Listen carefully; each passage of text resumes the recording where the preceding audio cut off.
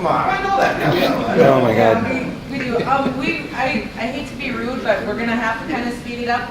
And also, we have a list at the buffet. Once we complete this, if you guys want to go eat lunch at the buffet, it's under White Earth Quarterly Meeting. So just, give them your name. You're gonna have to tell them your name. But there's a buffet, so everybody can go and eat. Excuse me. Some people that have some different appointments coming up. Excuse me. I apologize. Please have pity on me, but I don't know what the agenda is. I'm blind and there's nothing online that gives an agenda or helps me know what is going on here. But I'd like to address the council. I've been sitting here trying to bite my tongue, but I have some major issues that I need to address. If I may have the floor, please. Well, Kevin, can we let Marcy go? She's on the agenda and then Yes. Marcy? Okay. Thank you. Good afternoon. My name is Marcy Hart, and I'm the Secretary of the Urban Council, Minneapolis. And I bring greetings to the White Earth Urban Council from to the Tribal Council, from the Urban Council and the community. I'd like to make a report about what we have been doing. And in April, we attended the White Earth Urban Office, got together a bus to come to the State of the Band address in April, and we had 50 passengers on our bus, and our Urban Council provided and assisted the elders, and we provided water and snacks for the trip. Also in April, we had an election, and we had the Minneapolis League of Women Voters assist us in our election for our White Earth Urban Council election. Who were not up for vote was Bonnie Buttrow, who's our chair, and Donna Cheney is our co-chair. Wade Keyser was elected with 19 votes. Myself and Bob Vilas, we had 17 votes. There was a tie between Becky Burnett, Carol Hill, and Sybil Gunn as 12 votes, and Julie Haynes had 13 votes. We haven't elected our officers yet because in May we didn't have a meeting due to the lack of quorum. And also in July, this month, next Saturday, in the newspaper is our White Earth annual picnic for our urban people. And you can see the ad in it. So we invite anyone that wants to come. We always have a really good, successful picnic. And I guess that's all I'd like to say.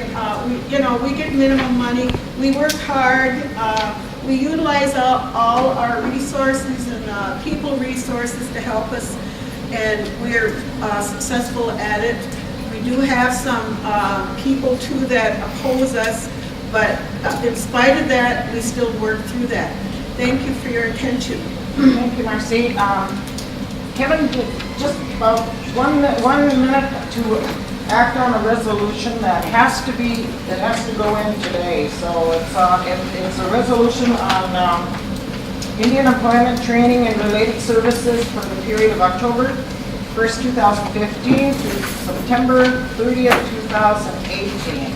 This is for employment training. So is there a motion? Motion by Kathy, second? Second, Gus? Any questions? Those in favor say aye. Opposed? Hearing none, the resolution is passed. I know it has to go in order. Yeah. Okay, Kevin. Buju Anin, Nese Indigenika Ojibwem, Kevin Shores Indigenika Jaganashimug, Makwan Indundame, Gawababi Ganikag, Moorhead, Nunguminde, Chimigwich Gichimanadu, Nindo Gichida, Ape Gish Bima Diziwe Wien. Thank you, and please have pity on me for not speaking in our traditional language. But as an Aanishinaabeg and Nini, I find it very sad that all I hear today is about the challenges of monetary economic development on the tribe and the challenges of money. In 2004, Irma, you were chairperson. I gave a 2-hour presentation on growing cannabis on the reservation. In the last 3 years, the state of Colorado has made $8 billion. And I told you in 2004, in a period of 7 years, the plan I have would have the reservation totally self-efficient without needing any federal or state funding. And that we could take the money that the federal and state funding has given us and use it specifically for the health care of our people. And you guys said that you gave me your moral support. If somebody put moral support in this hand and somebody pooped in this hand, which hand would fill first? It did nothing. And our people are still having the same problems and the same challenges. And now I learned that you guys are having closed meetings. That you guys have already told in a meeting that I was present that assumingly, and I apologize if this is my ego, that I am the expert of the reservation on the cannabis issue. Yet you guys have not contacted me at all. You guys are letting other people grow cannabis on the reservation.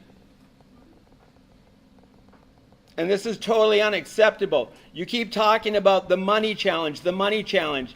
I believe that the average income of the reservation is under $17,000 a year. Our tribal council, each member is making over $100,000.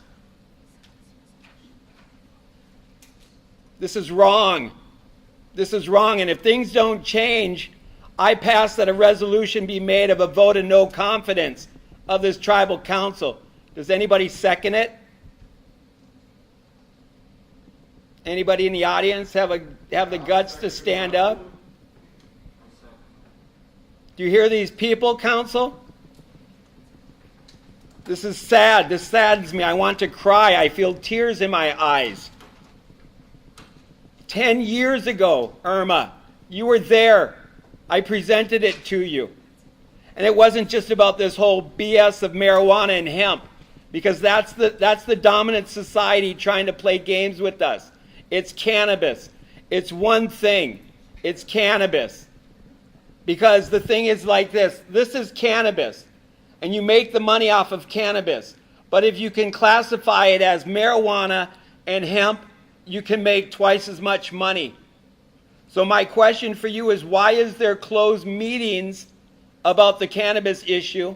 Why am I not involved? I have pledged from the beginning, I am Aanishinaabeg, and all I want is for our people. There are no closed meetings, and we've had community members attend those meetings. You know, they haven't been announced, and I don't chair that subcommittee. But the thing is there has been no closed meetings, and if you want to sit and talk about it, I will be more than happy to open up my door and have this conversation. I went to your meeting in White Earth. I tried to speak on this issue. I want to work on this, but when I continually have these things thrown at us without any kind of communication, and I'm sorry I haven't been able to personally invite you to the meeting. But the thing is there's multiple things that we do need to do, you know, and we do need to, and some decisions were made yesterday. We sat down and talked. The state people came in to see, because we need to see what the state is doing. Because I don't want anybody going to jail over weed. It's not weed. You're ignorant calling it weed. You can call it Mary Jane, you can call it weed, you can call it hemp, you can call it cannabis. The fact is it's still illegal, and we need to make sure The fact is it's not illegal. The fact is we are Aanishinaabeg. As Anishinaabe, we are told that the Creator gives us every plant to use for its full potential. It's not illegal. If you say it's illegal, then it becomes illegal, but it's not illegal to our people. And I apologize for getting passionate about this, but I have already talked to companies in Canada that were willing to give us $250,000 for 1,000 acres of cannabis seeds. I have people that I've been dealing with this for 25 years, people. And you are not utilizing the gift that I have, and I don't know how much time I have left. I'm trying to get this all on paper for you.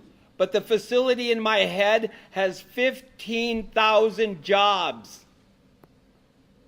So when I told you guys 10 years ago about the economic sustainable business that it incurred, 10 years of more development has been going on in my head and in my research. And I promise you, 15,000 jobs within 6 months. And you guys tell people on the reservation. I've been doing these presentations and everybody's on board. Everybody's on board. I bet you right now if I went to my van and pulled out the portable urinalysis test and gave it to the tribal council and the police that are here, that'd be very interesting. And I know this because I hear it all the time. People come and talk to the blind crippled guy. And they tell me what's going on this reservation. And you guys are lucky I'm a blind crippled guy because I'd be walking and put my foot up somebody's butt. And I apologize for my passion. I'll take a hair follicle right now. I'll go pee in a cup right now. Well, I just made the point. I just want to bring out that I seen on the internet somewhere where the feds just busted someone over this very issue, and it was on our federal reservation. So it has to be moved forward cautiously. You know, I mean, Let's go eat. It's under the White Earth quarterly meeting buffet. Just go give your name. So nobody addressed my issues. Miigwech.